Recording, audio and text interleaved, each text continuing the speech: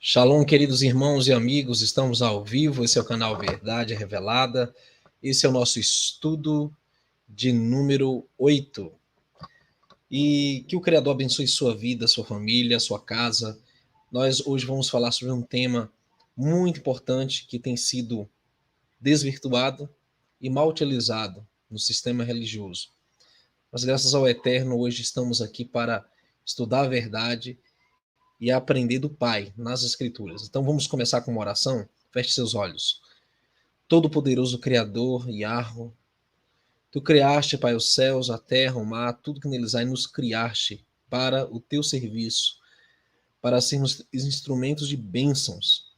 E agora nos use, Pai, aqui os que estão participando, os que vão assistir, e todos aqueles que serão alcançados com as bênçãos inumeráveis que vem da tua palavra e que vem de repartir o pão, que vem de compartilhar o que nós temos para o sustento, para a edificação e para a salvação das almas. Em nome de Ahushua HaMashiach, pedimos essas bênçãos e já te agradecemos. Assim seja. Muito bem-vindos, queridos irmãos e irmãs que estão aí no chat. Lembrem-se que no final vamos responder as perguntas de vocês pertinentes ao assunto.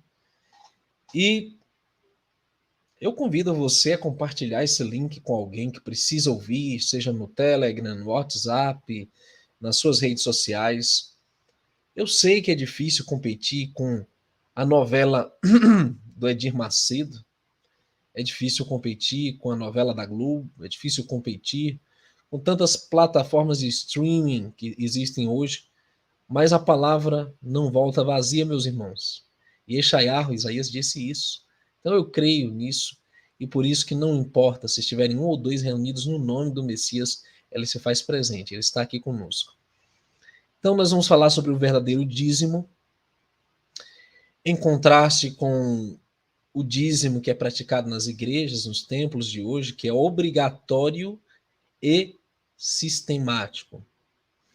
Como muitos de vocês, eu já passei por as denominações religiosas, ingressei num curso de teologia, mas algo dentro de mim nunca concordou com a forma como era utilizada aquela sistemática de dízimos, de ofertas obrigatórias todos os meses. Eu presenciei muita coisa. No decorrer desse vídeo eu vou compartilhar com vocês um pouco da minha experiência, o que eu vi com esses olhos, tá? Que o Criador nos ajude, queridos. Mas vamos para a primeira pergunta de hoje, tá? E que é a seguinte. A Gemima está na moderação, que o Eterno abençoe, e ela vai depois recolher as perguntas mais pertinentes no final para a gente responder. Mas a primeira pergunta diz assim: para que o dízimo era destinado no sistema levítico? Deuteronômio 14, 28 e 29. Então, o que era o sistema levítico? Quando o povo de Israel foi tirado do Egito, o Criador instituiu um sacerdócio. Esse sacerdócio ele foi ocupado pelos levitas, uma tribo que permaneceu fiel durante a apostasia lá da adoração do bezerro de ouro. E então ela foi abençoada, né? Tanto aqueles que estavam lá como seus descendentes com um cargo para ocupar as atividades no tabernáculo, para realizarem o ensinamento das instruções do Pai, né? Então eles tinham alguns direitos, algumas regalias, mas tinham alguns deveres também e foram eximidos de receber herança na terra prometida. Então eles não receberam herança porque eles se dedicavam ao Criador, ao tabernáculo, né? ao sistema sacrificial que ainda era vigente naquela época. Mas Deuteronômio 14, 28 e 29 diz qual era o objetivo do dízimo. Vamos ler? Ao fim de 3 anos, tirarás todos os dízimos da tua colheita, no mesmo ano, e os recolherás dentro das tuas portas. Então, assim, não era todos os anos que se dava dízimo, e nem tampouco todo mês, como as igrejas ensinam. Recebeu o salário, tem que tirar o dízimo. O que você vender, tem que tirar 10%. E nem era 10%. Nós vamos observar aqui uma coisa interessante, no verso 29, que diz assim: então virá o levita, pois nem parte, nem herança tem contigo, e o estrangeiro, e o órfão, e a viúva que estão dentro das tuas portas, e comerão e fartar-se-ão. Então, não era 10% de salário, porque ninguém recebia salário. As pessoas viviam num modelo de agricultura. Então, eles plantavam, né, dízima de colheita e tal. Então, o que acontecia, queridos? Eles pegavam aquele alimento, levavam para o tabernáculo, ou o templo, posteriormente, né, o templo que Salomão construiu, depois foi derrubado, o templo de Herodes, o segundo templo. E o que acontecia? Eles repartiam um terço ia para o levita, apenas um terço, olha só. Não era a totalidade, nem metade, não. Era um terço ia para o levita, que não tinha herança, ele era pobre, então ele precisava desse auxílio de subsistência, esse sustento, tipo uma espécie de cesta básica. Quem recebia também era o estrangeiro que peregrinava na terra de Israel, ele não tinha terra também, então ele não tinha como plantar, não tinha como colher, ele dependia da ajuda das pessoas, então ia uma parte para ele. E o órfão e a viúva, o restante. Então o que acontece, queridos? O objetivo inicial do dízimo, isto é, se os templos querem praticar o dízimo hoje, da forma levítica, teriam que repartir entre o órfão, a viúva e os mais pobres. E quem faz isso? Porque muitos arrogam ser os levitas, né, os sacerdotes atuais. Só que nós vamos ver na segunda pergunta aqui que esse sistema ele não funcionou mais, ele não está mais vigente. O grande problema é a má interpretação dos textos bíblicos e principalmente, queridos, quando se trata do que chamam de Antigo Testamento. E ainda mais uma coisa que você vai ver a seguir, houve uma alteração, vamos dizer assim. Mas vamos aqui. O texto mais utilizado pelos discursos dos templos, dos pastores, nos sermões de temperança, de mordomia e temperança, nos sermões de prosperidade e tudo mais, é Malaquias 3:10. Roubará o homem, pois, o Criador? Né? Aí, em que me roubais, vós dizeis, nos dízimos e nas ofertas. Será que realmente aquilo estava se referindo para o povo de hoje? Vamos prestar atenção. Malaquias capítulo 2, verso 1. Para quem Malaquias estava escrevendo? Diz assim: agora, ó sacerdote, ocorrem, este mandamento é para vós. Então, queridos, Malaquias 2:1, e na Bíblia você sabe que capítulos, versículos foram feitos depois, né? A divisão, epígrafe, tudo. Ele está falando para os sacerdotes. Então, estava havendo algum problema entre os sacerdotes ali que Malaquias estava adereçando em Malaquias. 3, verso 5, vai explicar o que estava acontecendo. Diz assim, continuando aí na tela: e chegar-me-ei a vós para juízo, e serei uma testemunha veloz contra os feiticeiros, contra os adúlteros, contra os que juram falsamente, contra os que defraudam o diarista em seu salário, e a viúva, e o órfão, e que pervertem o direito do estrangeiro, e não me temem, diz Yahweh dos exércitos. Então veja, aqui em Malaquias o problema não é que o povo não estava dando dízimo, gente. Vamos lá, o contexto está muito claro. Estava havendo uma defraudação, ou seja, eles estavam enganando as pessoas e, por assim dizer, também querendo enganar o Criador. Por isso que o pai toma sobre ele ali o fardo de cobrar aquela injustiça tremenda que estava acontecendo. E ele coloca na mesma categoria de feitiçaria, adultério, jurar falsamente e defraudar o diarista em seu salário. Então, o que eles estavam fazendo, queridos? Aí no finalzinho do texto, do verso 5, e a viúva e o órfão, e que pervertem o direito, perdão, do estrangeiro. Não me temem. Então, o que o sacerdote estava fazendo, meus irmãos? O sacerdote pegava as dízimas, as colheitas, e não estava repassando a parte devida para o órfão, para a viúva e para os pobres, os estrangeiros. Então, o órfão estava passando fome, a viúva passando fome nos tempos de Malaquias, os extremamente pobres estavam passando fome e tinha alimentos no templo. Aí o Criador usa o profeta para dar uma tremenda repreensão. Em quem?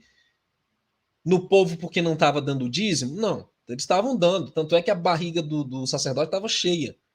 Ele dá um puxão de orelha nos sacerdotes que estavam retendo a parte que era para o órfão, para a viúva e para o estrangeiro, e, ao mesmo tempo, ele vai e acusa aquele povo de estarem sendo injustos no que eles estavam fazendo. A atitude das pessoas hoje é a mesma. As pessoas dizem assim: eu dou meu dízimo para a igreja, não me importa o que fazem com o dízimo. Fiz minha parte. Ops, não é assim não. Pela escritura não funciona assim. Dei meu dízimo lá para a igreja, não me interessa o que fizeram. Não. Que isso? Não. Vamos entender melhor aqui o que está acontecendo, queridos, nos tempos de hoje também. Aí vem o texto que vocês todos conhecem. Roubará o homem ao eterno? O homem aqui é o sacerdote, né? Que era o encarregado de receber, captar esses alimentos, esses dízimos, e repartir com quem era por direito, né? Pela lei, pela Torá, quem tinha o direito. Roubará o sacerdote ao Criador? Pode-se dizer assim. E também os que estavam aplicando errado, né? Os dízimos sem cobrar o devido uso. Então, roubará o sacerdote ao Criador? Todavia vós me roubais e dizeis: em que roubamos? Nos dízimos e nas ofertas. Com maldição sois amaldiçoados, porque a mim me roubais. Sim, toda esta nação, trazei todos os dízimos à casa do tesouro, para que haja mantimento na minha casa, e depois fazei prova de mim nisto, diz Yahweh dos exércitos. Se eu não vos abrir as janelas do céu e não derramar sobre vós uma bênção tal, que até que não haja lugar suficiente para recolherdes. E por causa de vós repreenderei o devorador. Então, quem era o devorador, meus irmãos? Eram os líderes religiosos que estavam comendo o alimento dos necessitados, dos órfãos e das viúvas. E o grande problema é que, até os dias de hoje, existe uma má aplicação dos recursos que são apropriados pelo sistema religioso. Então, isso é roubo. Se eu for lhe falar aqui em que é aplicado os dízimos de hoje, você não vai acreditar. Pelo menos onde eu vi. Eu presenciei. Dízimo para construir quadra de futebol, piscina olímpica. Dízimo para poder fazer novela. Isso aí vocês já sabem, né? Dízimo aplicado em ações na Bolsa de Valores para venda de armas. Essa é pesada. Dízimo mal aplicado para investir em empresas, em negócios. Tudo isso aí é praticado hoje, meus irmãos. Principalmente os ministérios grandes, os templos, as denominações mais ricas, são trilionárias, bilionárias, são as instituições mais ricas do mundo, com isenção total de impostos. Então, vamos lá. Que mudança ocorreu no sistema levítico? Ainda vale nos dias de hoje? Sim, porque é isso que é dito no sistema religioso, que o pastor é o sacerdote, que os músicos são os levitas, que a casa do tesouro é o templo lá, as denominações, né? Então vamos saber. Hebreus 7, 11 a 14 diz assim: de sorte que, se a perfeição fosse sacerdócio, se a perfeição fosse pelo sacerdócio levítico, porque sob ele o povo recebeu a Torá, a lei. Que necessidade havia logo de que outro sacerdote se levantasse, segundo a ordem de Melquisedeque, e não fosse chamado segundo a ordem de Arão? Então ele está falando que o sistema levítico, ele existia, mas houve uma pequena alteração, uma pequena mudança na ordem, né, de sacerdócio. O verso 12 vai dizer assim: porque renovando-se o sacerdócio, necessariamente se faz também renovação da Torá, uma alteração, uma atualização, vamos colocar melhor assim. Porque aquele de quem estas coisas se dizem pertence a outra tribo, falando do Messias, ele não é de Levi, ele é de outra tribo, da qual ninguém serviu ao altar, visto ser manifesto que nosso Salvador procedeu de Arudá, que é Judá. E concernente a essa tribo, nunca Moisés falou de sacerdócio. Então, o que estava acontecendo? Paulo está explicando para os hebreus que o sistema levítico acabou. Não vai ter mais levita, não vai ter mais sacerdote da linhagem de Arão, porque o Messias agora é o sumo sacerdote. Ele é o levita, ele assume toda a administração, né, do serviço religioso, espiritual do seu povo, seus discípulos. Então ele não precisa de templo, ele não precisa ser da ordem de Levi. E ele vai tocar um pouquinho na questão do dízimo, dizendo o quê? Que Abraão deu dízimos para Melquisedeque, rei de Salém, de cuja ordem o Messias faz parte, de Melquisedeque. Querendo dizer o quê?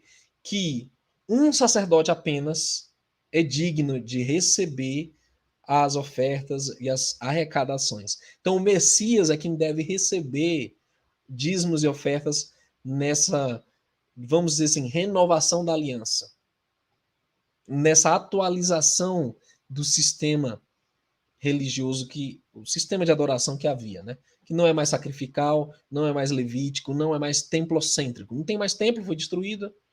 Então ele estava explicando para o povo como é que ia ser. Tendo posto isso, meus irmãos, se o Messias é o novo sacerdote, que a linhagem, ele vem da linhagem Melquisedeque, ele tem a prerrogativa de receber as arrecadações e dízimos, ofertas e etc. Então, como eu farei para entregar esse dízimo ao Messias? Já que ele está no céu, né? Nós já sabemos. E essa é uma pergunta lógica, é coerente.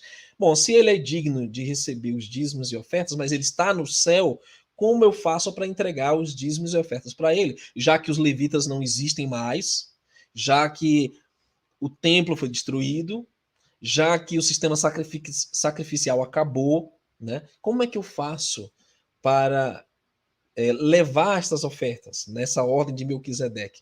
Aí o próprio Messias vai explicar a quem devemos dar ofertas ou dízimos na ordem de Melquisedeque, a quem o Messias representa. Então, Mateus 25, 37 a 40 diz o seguinte, meus irmãos.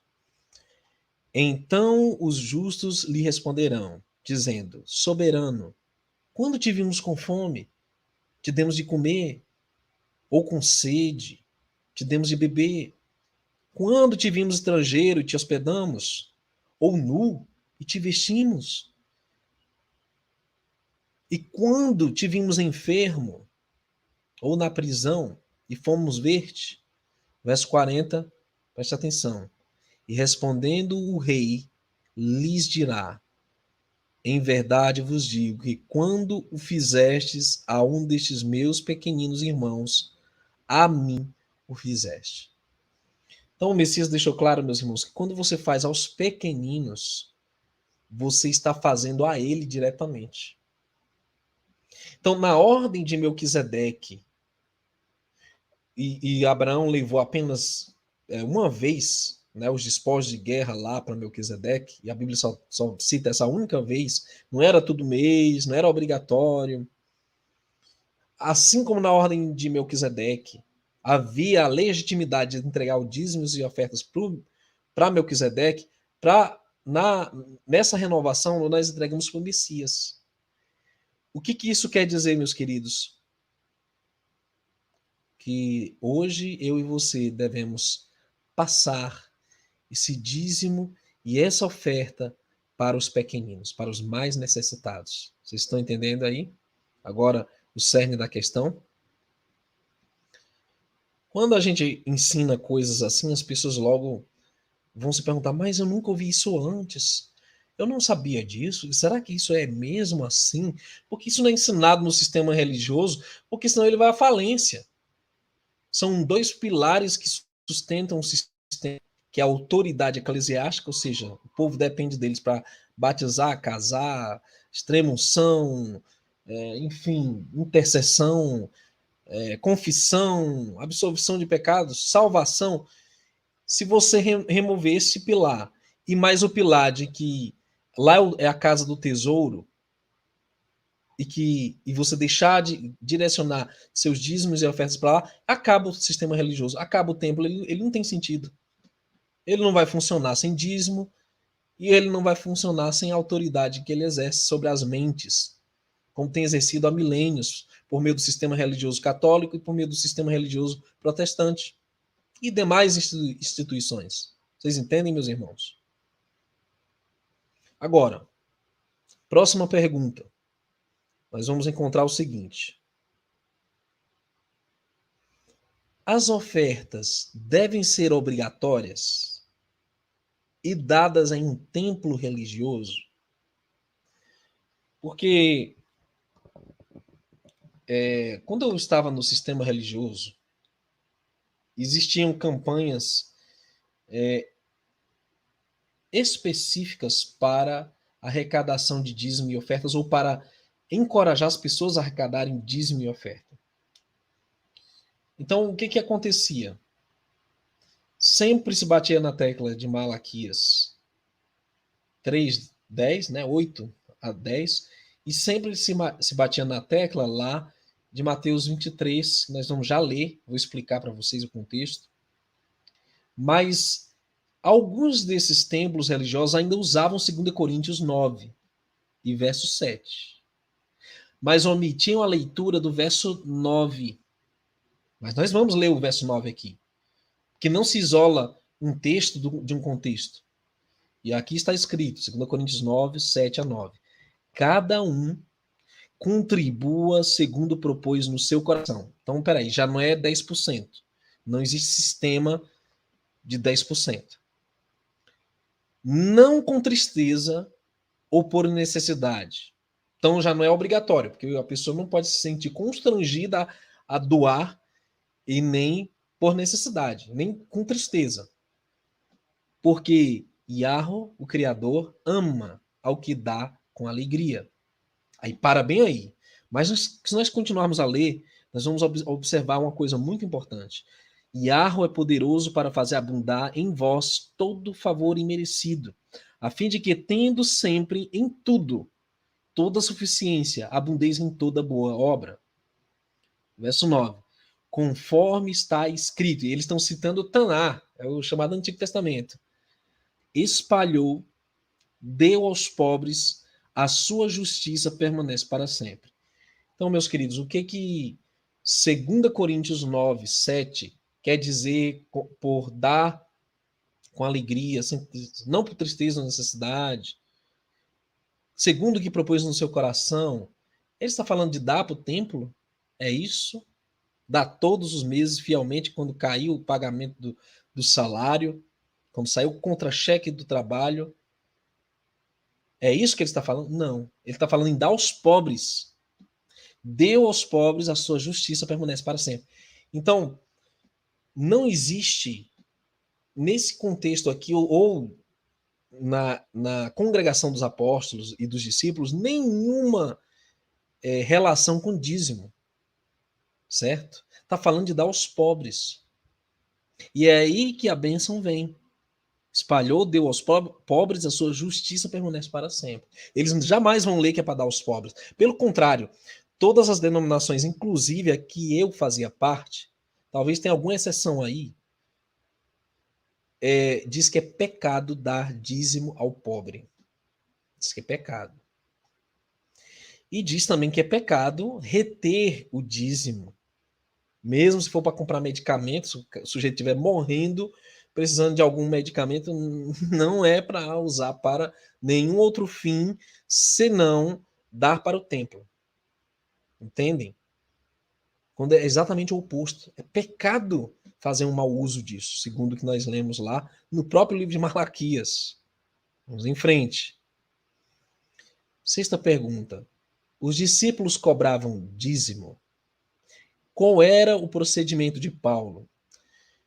Se eu falasse aqui que, não, lá na igreja primitiva, como eles chamam, né, no tempo dos apóstolos, eles vendiam as propriedades deles, repartiam entre os irmãos. Então eles levavam os pés dos apóstolos e eles repartiam cada um conforme havia necessidade. E porque não havia entre eles quem necessitasse coisa alguma, eles permaneciam unânimes na fé, repartindo o pão de casa em casa. Se eu falar tudo isso aqui, eles vão dizer, mas é para levar para os apóstolos.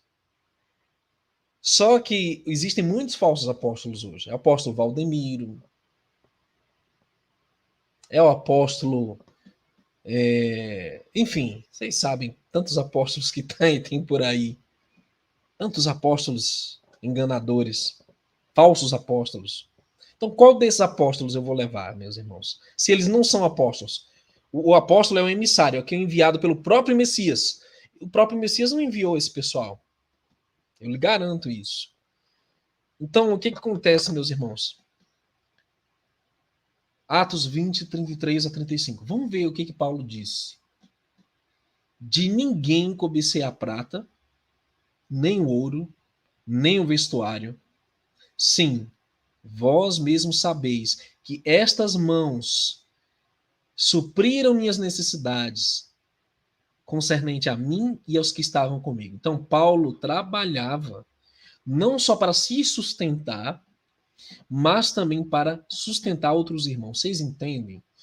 Qual é o apóstolo desses aí modernos que trabalha para se sustentar e sustentar outros irmãos? Não existe isso. Pelo contrário, eles vão tirar. Entendem? Tenho-vos mostrado em tudo que, trabalhando assim, é necessário auxiliar os enfermos e recordar as palavras do Messias, né, do Rabi, do mestre Yeshua, que disse, mais bem-aventurada coisa é dar do que receber. Então, irmãos, veja bem, você tem que ponderar e ver até esses canais aqui do YouTube. Quais desses canais que ensinam a palavra ajudam alguém? Você tem que pesar isso aí. Porque senão os ensinamentos que eles estão passando é troncho. Não é dentro da escritura. Até canais que se dizem contra o sistema religioso batem de frente e tal, ensinam a palavra. Estou falando dos que mais assim ensinam a palavra, entendeu? São mestres, que se colocam como mestres do povo. Qual deles ajudam as pessoas? Você tem que pesar isso aí, irmão. Segunda coisa, qual deles ainda cobra o dízimo sistemático e obrigatório, como no sistema é cobrado? Presta atenção, irmão. Misericórdia. Misericórdia. Isso há 10 anos atrás, quem via os vídeos do YouTube sobre sistema religioso, nova ordem mundial, já sabia disso aqui tudo. Isso aqui é o beabá. Só que hoje as coisas estão mudando novamente, porque tem muita gente do sistema entrando, e com ele vem o quê? Traz o dízimo obrigatório, sistemático, traz o quê? Aquele sistema templocêntrico, de ainda tem um templo com as cadeirinhas, aquela liturgia. Ainda tem gente que continua se colocando como mestre, como líder, uma espécie de guru, entendeu? Formando seitas. Aí, meus irmãos, aí não dá. Aí não dá. Voltar aos rudimentos do mundo. Voltar para a estaca zero. De novo. Coisas que são rudimentares. Todo mundo sabe que no sistema religioso se pratica assim, que nós não devemos praticar assim. Rabino pedindo dízimo. É mestre de não sei o que, de reino de não sei o que pedindo dízimo. É líder filosófico que é metido a nova era pedindo dízimo. Pedindo... Pelo amor do Pai, meus irmãos. Pelo amor do Pai. Não é possível que ninguém tenha aprendido nada. Mas ajudar o próximo. Agora, com exceção de irmãos que eu conheço nesse canal e tenho contato, que tem ajudado muitas pessoas. E eles não trombeteiam, irmãos, porque a recompensa deles está guardadinha. Então, ao longo desses 10 anos, eu vi muitos irmãos assim, ó, irmãos de qualidade, irmãos de peso, ajudando o outro que necessitava, entendeu? E aqui eu não vou trombetear o que eu também fiz, não vou. Papai do céu está guardando a minha recompensa também. Tanto é que muita gente vem, quando a gente posta algum pedido de ajuda no canal, diz: você é rico, por que você não ajuda essas pessoas? Sabe lá ele se eu não estou ajudando ou não? Entende? É o mal do ser humano. Você faz o mal, ele senta a marreta para cima. Você faz o bem também, ele senta a marreta para cima, desconfia das pessoas e tudo.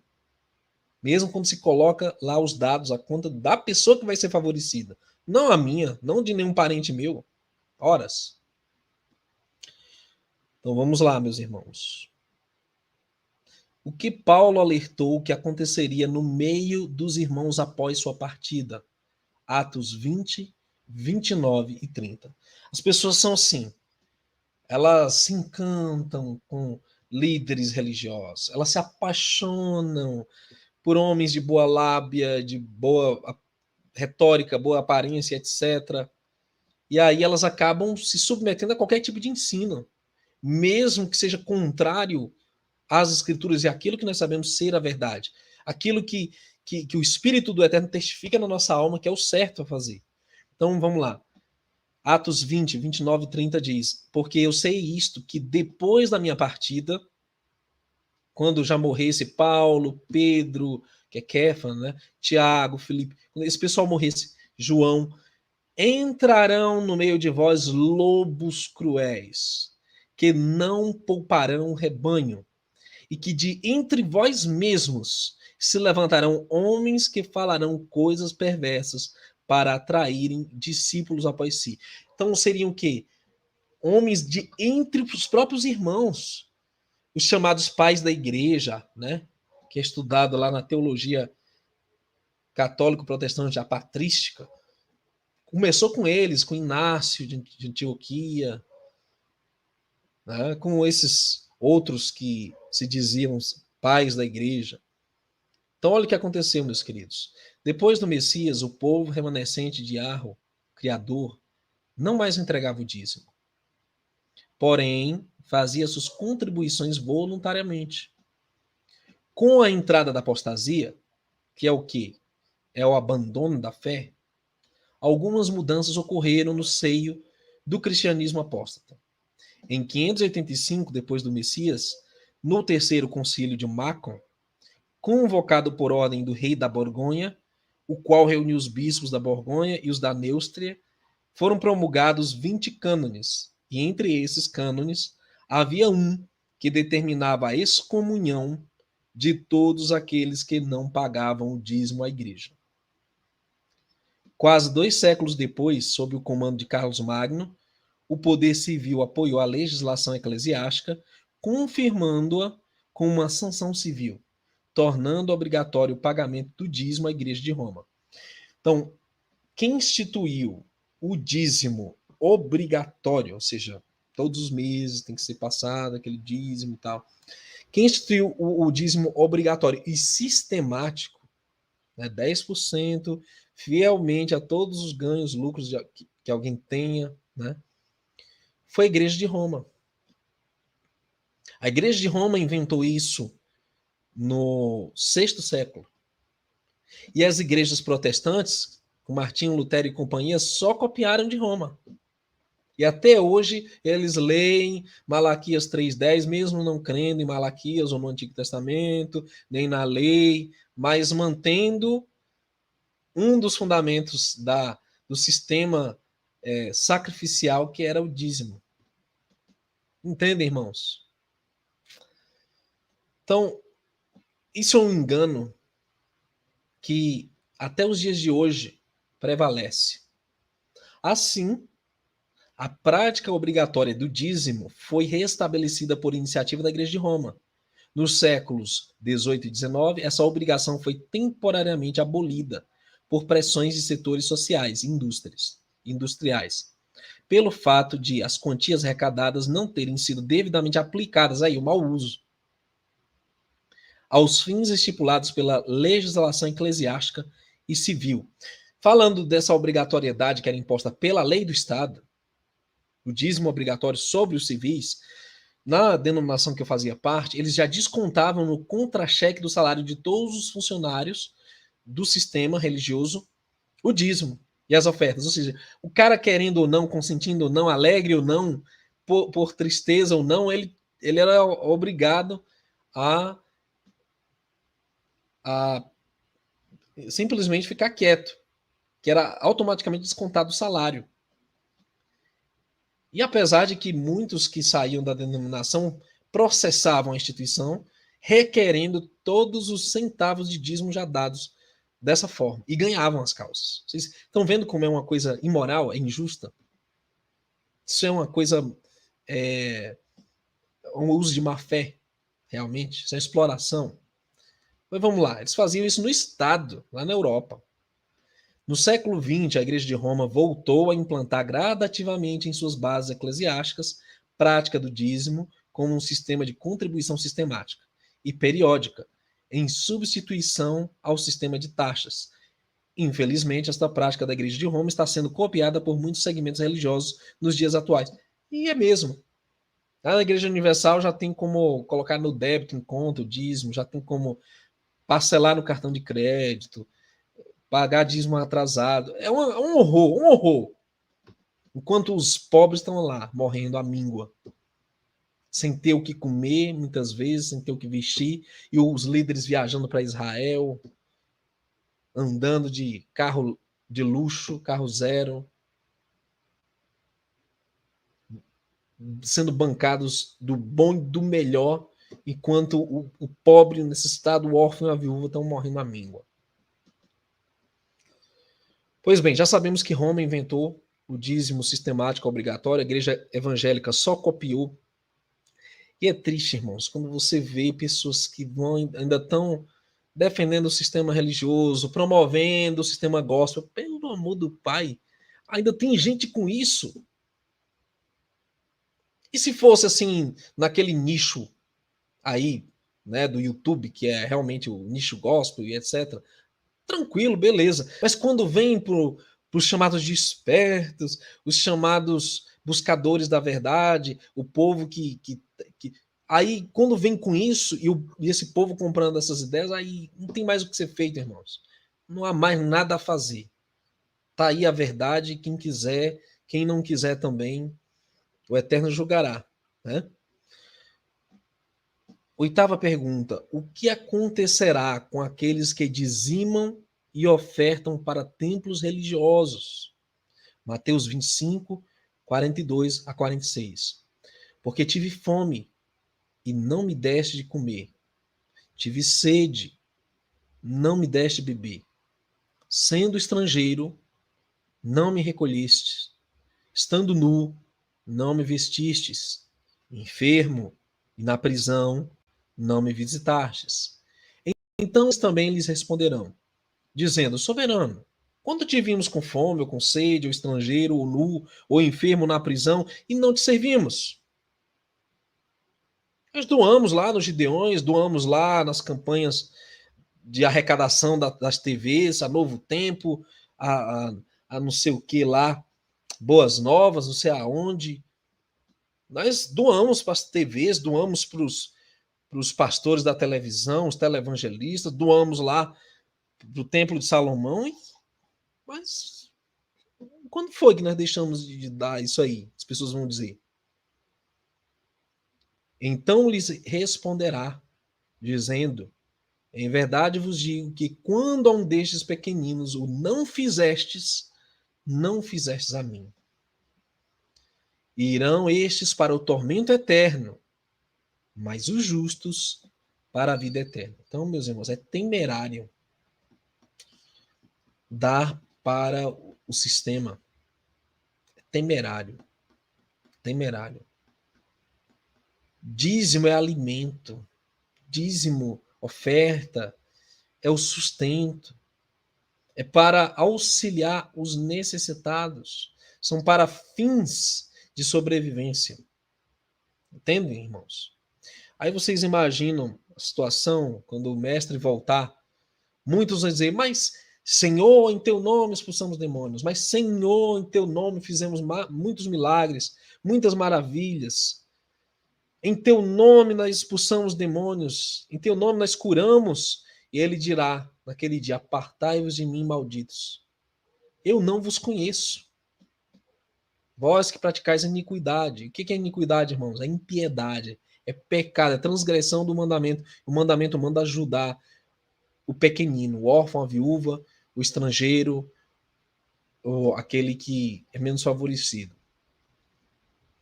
Tendo posto isto, irmãos, a nona pergunta diz, como explicar Mateus 23 e Lucas 11:42, que são usados para justificar o dízimo nos templos? E 1 Coríntios 3:17-18 mata toda essa charada de uma vez só. Eles vão usar o exemplo da viúva pobre, coitada da viuvinha, ela não tinha nada, deu a última moedinha que ela tinha no templo. Tá vendo? Sigam o exemplo da viuvinha que deu a última moedinha que ela tinha no templo. E aí eles abusam e usam de tudo isso aí. Bom, queridos, a grande questão, quando o Messias diz, olha, os fariseus dão endro, cominho, as especiarias, né, dão o dízimo disso aí, mas esquecem as matérias mais importantes da lei, da Torá, que são o quê? Misericórdia, a bondade, a justiça. Ele diz, fazei estas, não deixais de fazer estas coisas, mas fazei estas também. Ou seja, ele fala naquele momento, no contexto em que o templo ainda estava de pé. Haviam levitas, havia um sistema levítico, sacrificial em vigor.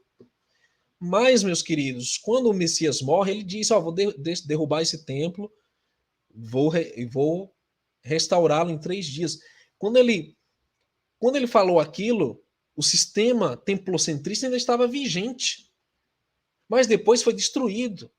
Cadê levita hoje? Cadê algum levita realmente da ordem de Levi? Nem os judeus ortodoxos, os judeus que seguem a linha, né, ortodoxa, não messiânica, eles não praticam a religião deles plenamente, porque não tem um templo, não tem sacrifício, não tem muitas das coisas, né, o sistema levítico, não tem. Então a religião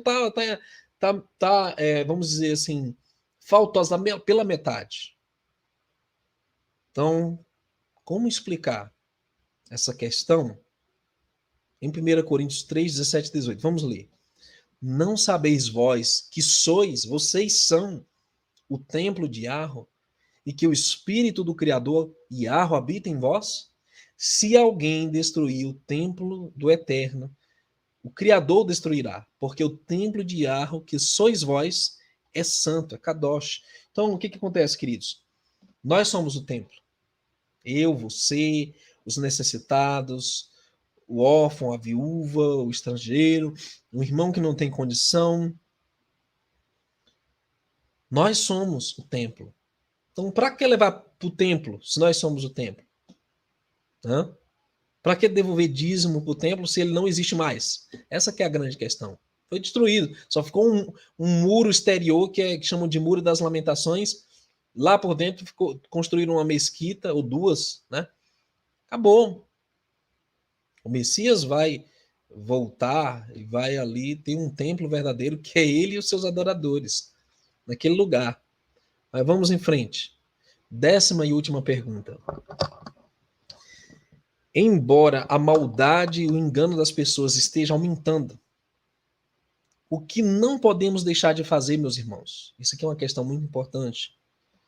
Porque hoje, devido ao engano, às mentiras, às vezes a gente vai ajudar pessoas que não precisam realmente, às vezes acontece de mau uso, às vezes acontece de uma forma errônea de aplicar, né, os recursos e tal. Gálatas 5, 7 a 10 nos responde isso.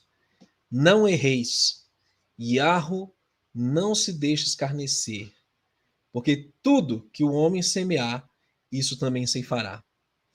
Porque o que semeia na sua carne, da carne se fará corrupção, Mas o que semeia no rua, no espírito, ceifará a vida eterna. E não nos cansemos de fazer bem, porque a seu tempo ceifaremos. Se, agora vem aquela conjunção coordenativa condicional, há uma condição, meus irmãos. Nós vamos ceifar ao seu tempo, mas se, com essa condição, se não houvermos desfalecido, não nos cansarmos, então, enquanto temos tempo, façamos o bem a todos, mas principalmente aos domésticos da fé, aos nossos irmãos.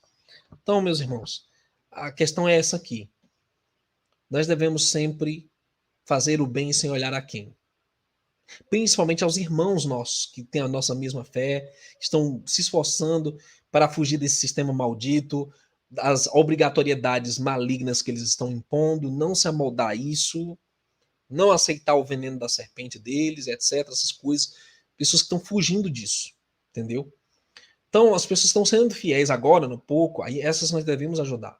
Nós devemos chegar junto, entendeu? Sabendo que as pessoas precisam se preparar, porque elas estão sem emprego, elas estão passando por necessidades, estão sendo deserdados das famílias, estão sendo injustiçados, roubados, estão sem perspectiva de nada nesse sistema secular, não tem como ganhar. Aí essas pessoas, sim, nós devemos ajudar. Mas pessoas que ficam no YouTube zombando das pessoas que são fiéis, indivíduos que ficam aí, né, fazendo pouco e até ostentando, certo? Esnobando.